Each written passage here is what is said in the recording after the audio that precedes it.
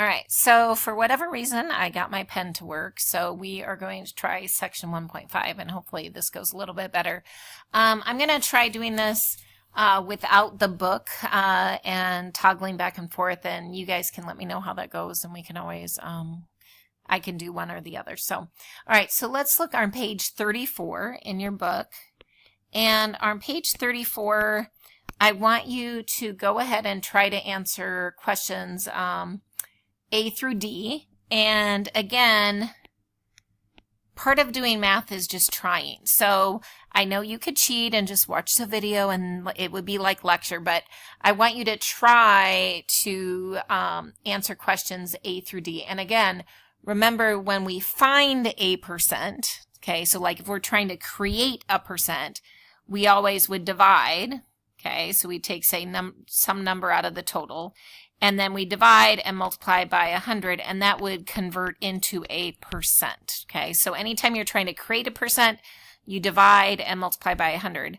To use a percent, so let's say like you want 25% of something, then you always multiply. So to use a percent, like say 25% of $87, you would multiply, all right? And then to get the answer. So it looks like here we're creating percents, so you know you're going to kind of go with this option. So kind of knowing when you read it what kind of math you're going to do because they're asking you for a percent is super helpful. So pause the video, try A through D using that chart about cancer and no cancer and mammograms and positive mammograms, negative mammograms, and see how it goes. And just pause. Try them. Who cares if you're right or wrong? Just do your best. And when you come back, we'll go over them.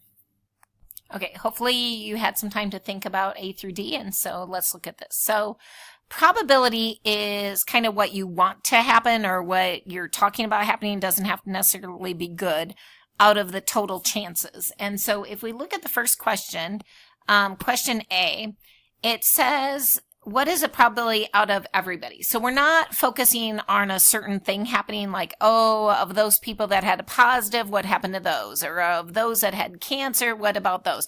We're just looking at broadly all 10,000 people. So it says what percent of the 10,000 had a positive mammogram? So we're saying, okay, let's look at these positive mammogram people, which are right there, out of the total.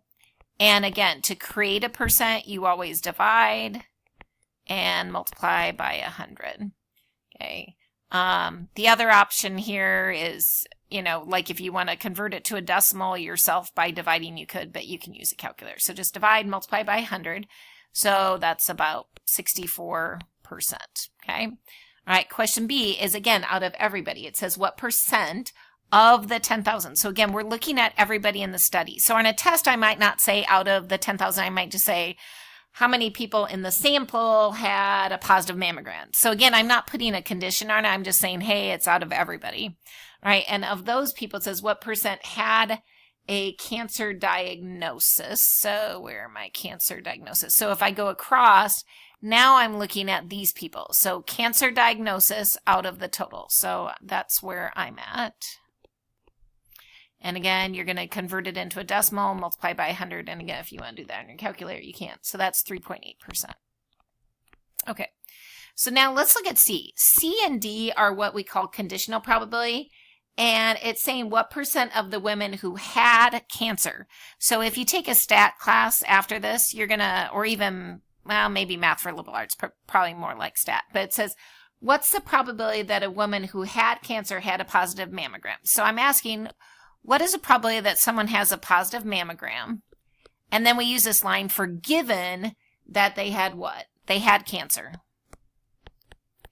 And so what a conditional probability does is we're suddenly not looking at everybody anymore. We're only looking at these people. So these people determine your denominator because this is a fact. Like we know they had cancer.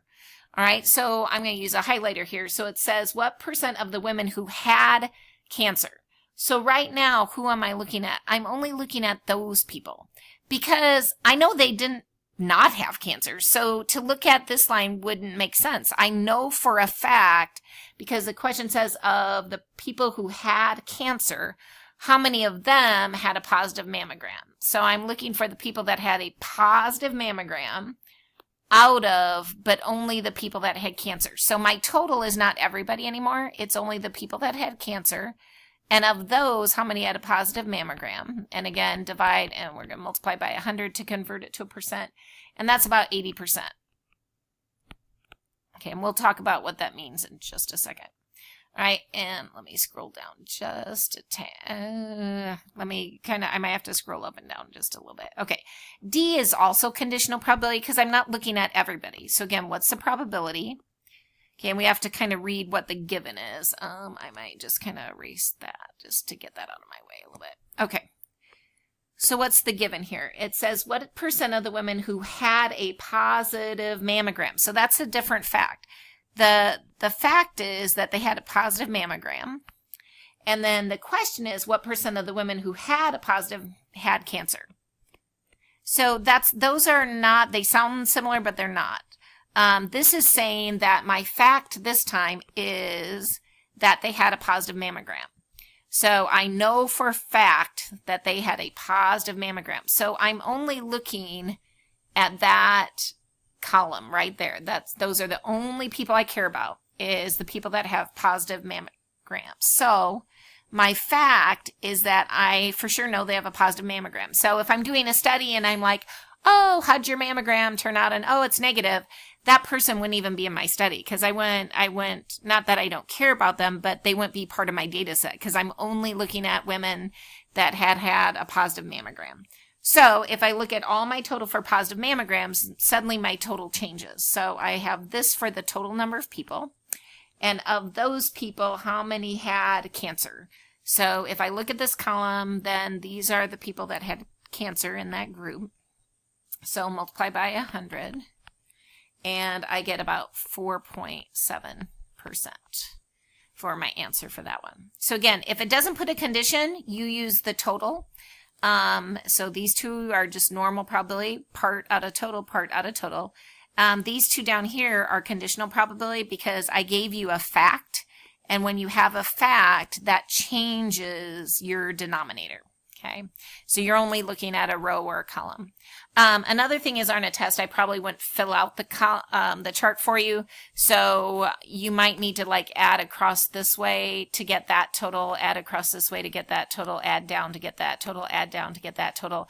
And then this number here is a good double check. If you add these two together, you should get 10,000 and then these two. These are the same 10,000 people. It's just here we're looking at cancer, no cancer. Here we're looking at positive mammogram and not a positive mammogram. So you might have to add up your columns and rows, but this is a good double check. If you add this and that and they match up, then you're good. All right, so why don't you pause your video for a second and read question E and look at part C and D and then try to explain or think about what the answer to E would be. So again, pause it, think about it, and I'll come back in a second. Okay, so let's look at question E, and it says, why are the answers to C and D not the same, and what do these 2% actually say? All right, so if we're kind of looking at these, first of all, oh, shoot, that's not good. Let me try to get back. I'm going to pause here. Okay, we're back. So we're kind of looking at different groups of people here. And one, we're looking at the group that had cancer, and of those had positive mammograms. And then the other one, we're looking at people that had a positive mammogram, and if they did had cancer. And so kind of what the issue is here is, if you have cancer, right, our mammogram's really good at finding it. So this is, you have cancer. And if you have cancer, is a mammogram probably going to find it? And the answer is 80%. So, I mean, for a test, that's really, really good. So, mammograms are really good at finding cancer if you have cancer. Okay. Now, let's look at the second one down here. If you have a positive mammogram, then what are your chances that you have cancer? And that's only about 5%. So that means 95% of women that get, or men, because men can have breast cancer as well, but that have mammograms, 95% of them that have a positive mammogram that says, we think you have cancer, 95% of those are not going to have cancer. So if you have cancer, mammograms are a great way to find it.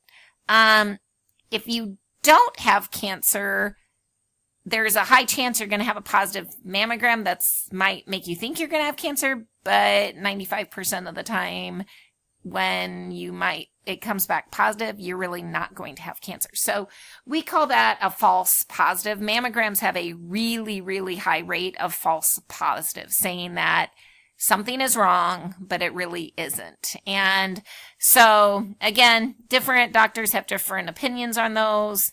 I still get mammograms, because my doctor recommends at my age that it's worth doing.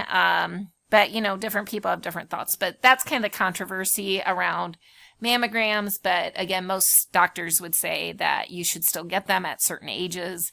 But the reason there's such controversy is because of the false positive rate, that maybe people are getting biopsies and they're getting more ultrasounds and more medical tests done that really aren't necessary because they really don't have cancer to begin with. So, all right, so that's that page. Okay, why don't you pause it and read page number 35, and I'll meet you at problem number 2 in a little bit. So pause, read all the way on page 35, and I'll meet you at problem 2.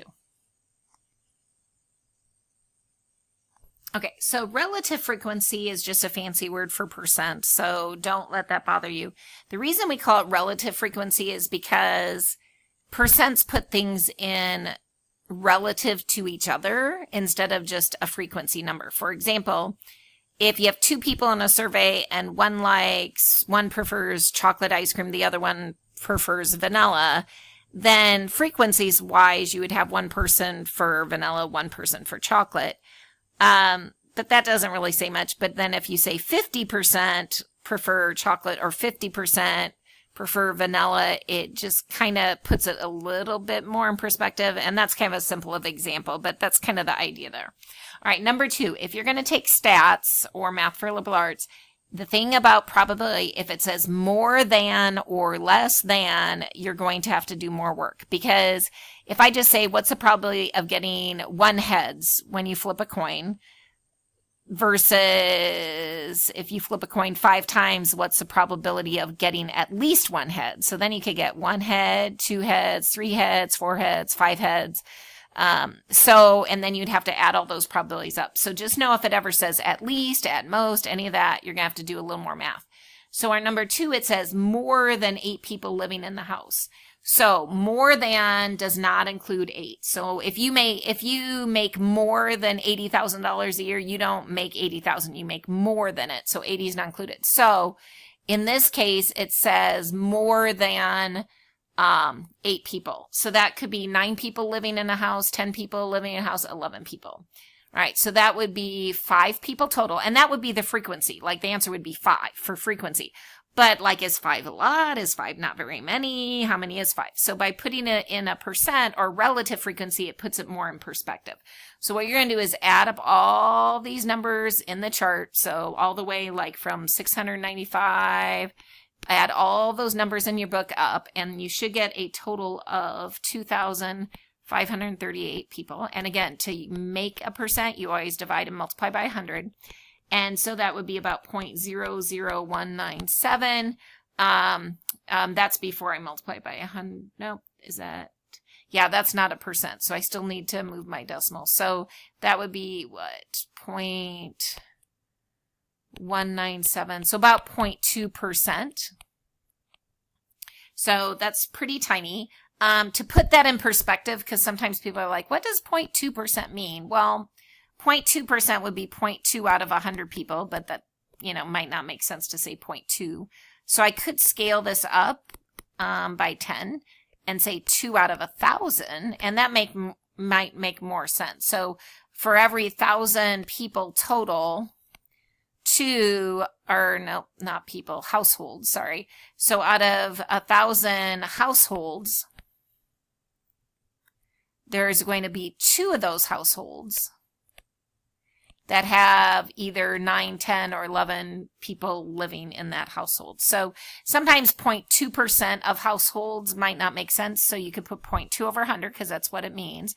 Scale it by 10 and say, oh, well then if for every 1,000 households we have, 2 of those households would end up having people with 9, 10, or 11 people living in them.